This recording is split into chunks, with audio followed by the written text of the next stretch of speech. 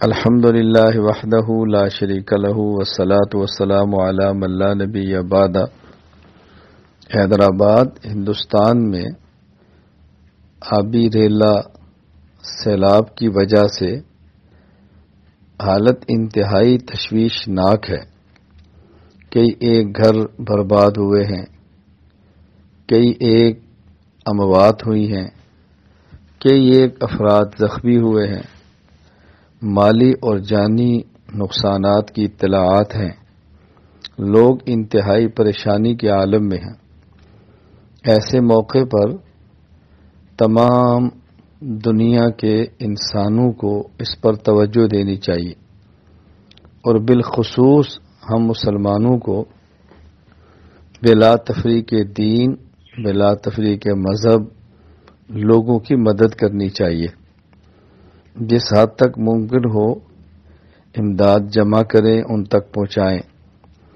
Ration پہنچا سکتے ہوں، بستر پہنچا سکتے ہوں، خیمے پہنچا سکتے ہوں، رہائش کے انتظام کر سکتے ہوں، ادویات کی ضرورت ہو، جو چیزیں ان کو مطلوب ہوں ان تک پہنچانی چاہیے، اور اللہ تعالیٰ سے عافیت کی دعا کریں، اللہ تعالیٰ سے حفاظت کی دعا کرنی چاہیے۔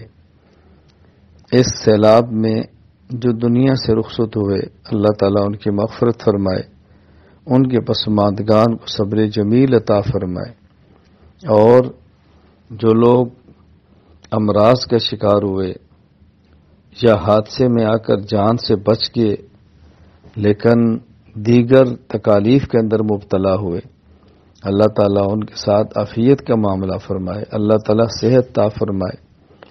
ان کے بارے میں تو یہ باتیں نہیں کہنی چاہیے، البتہ ہمیں غور کرنا چاہیے کہیں ہمارے گناہوں کی وجہ سے تو یہ نہیں ہوا، تو ہمیں اپنے گناہوں سے توبہ بھی کرنی چاہیے، اللہ کی طرف رجوع کرنا چاہیے، اللہ تعالیٰ سے مدد مانگنی چاہیے۔